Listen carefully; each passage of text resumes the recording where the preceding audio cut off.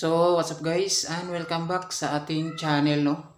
So, ngayon guys, meron tayong events. Yan, piyesta ngayon ng aming sitio dito sa barangay namin. Yan. So, bale yung dadalhin natin guys, apat lang na speaker with isang amplifier lang, yung ating Joson Moon. Yan. So, magdadala na rin ako guys ng mixer. Tapos yung ating wireless microphone. Ayan. So papakita natin guys yung ating dadalhin doon. So let's go. So ito guys yung mga dadalhin natin. Ito yung ating mixer na Joson Hawk 8 channel. Ayan. Tapos ito wireless natin na Mount Fuji Joson. Ito controller, dadalhin din natin to para magamit natin mamayang gabi sa kaunting sayawan. Tapos yung ating amplifier, ito Joson Moon Max. So maganda to, 4 channel to. Tapos okay naman to gamitin. Palagi ko tong ginagamit sa mga simple events. Yung stand natin sa Parlid lights. Tsaka ito yung ating mga parlid. Tapos yung speaker nasa labas na. Papakita natin yung speaker nasa labas. Yan guys, apat na sa gilid. Dalawang D12 na Neo. Tapos yung D15 na Joson Stage 15. Ayan. So set up na tayo doon. Bali yung gagamitin natin is yung bike lang. Karga lang namin sa bike ni Papa. Yan, maliit lang naman yung dadali namin. So update ko na lang kayo guys. Mamaya papakita natin yung setup natin doon. So ito guys, bali nakarga na namin yung aming dadalhin dito sa bike ni Papa, no. Ayan, so kasama ko pala dito yung isa kong crew. So, nilagyan mo namin yung hangin yung gulong kasi parang na-flat. So ito, karga na namin dito yung aming speakers. Yung ating assembled na table. Yan, yung mixer natin nasa ibabaw na. Tapos mga wires, kompleto na guys. Punta na kami doon sa venue. So papakita ko na lang yung mga setup natin doon. Guys, bali nandito na tayo sa mismong venue. Gumamit lang ako dito ng trapal, no, kasi yung nasira yung tent natin. Nabagsak ka ng punong kahoy. So ito, naka-ready na. Ito yung ating Joson Moon Max for channel. Bali yung channel 1 and channel 2 dito is yung nakaload yung dalawang D15 natin. Ginamit ko siya pong bass. Separated naman yung kanyang tone control dito. Tapos sa channel 3 and channel 4 is yung full range natin. So binawasan ko lang konti ng bass. Yan, tapos yung ating Joson 8 channel mixer na Joson Hawk. Yan. So ito na yung palagi kong dala sa mga simple events kasi maganda yung kanyang microphone. Tapos kagandahan dito is meron pa siyang built-in na equalizer. Yan. Balin pinatunog ko na ito guys. Yan, papakita ko lang muna yung mga gamit ko dito. Yan. So dito yung ating laptop is naka-ready na. Yan. So kailangan meron tayong laptop sa mga setup. Tapos yung breaker natin 40 ampere lang po yan. Tapos yung ating Joson Mount Fuji na wireless. Kailangan meron tayong backup battery sa ganitong setup. Kasi in case na malubat ay meron tayong maipapalit na battery. Yan.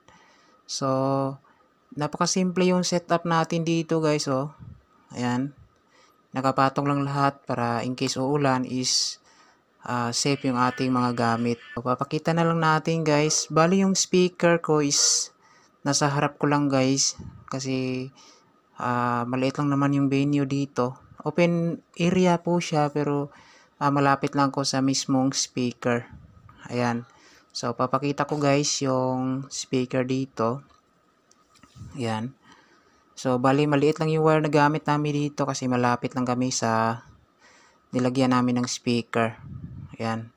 Tapos yung main line namin doon ako kumuha sa kapilya na kuryente. So, ito guys, itong nasa taas is yung full range 12 inches po yan natin. Loaded po yan ng Joson Neo 12. Tapos, sa ibaba yung ating Joson Stage 15 na speaker. Ginamit ko siya pang bass. Yan. So, maganda naman yung tunog nito kapag pinagsama na yung volume natin dito. Yan. So, di 15 yung nasa baba, yung nasa stand is di 12 lang. Tapos, 300 watts lang po yung tweeter na gamit ko dyan. Yan siya guys. Napakasimple kapag simple events lang. So, panidinig natin guys yung sound check natin dito.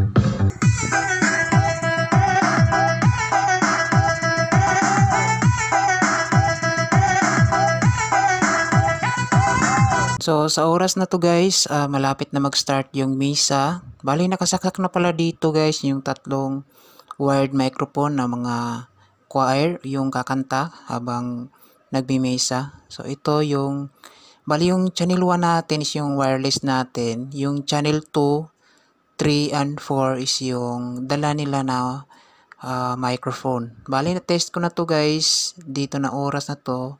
So, ready na. So, inaantay ko lang guys yung gitarista nila para matune natin yung pang 5 na channel. So, ito na oras guys. Bale, dumating na pala yung gitarista nila. So, bale, naka-input na yung kanyang gitara dito sa mixer natin which is yung nasa channel 5. Naka XLR type yung gamit. Ayan. So, dito na oras guys ay nag-start na yung misa habang tayo ay nag-busy sa pag-program ng ating fire lead lights. Ayan. So, hanggang natapos yung misa is wala akong nakuha na video kasi na-busy tayo guys. So, papakita ko na lang yung last part na gabi na yung ilaw natin na program.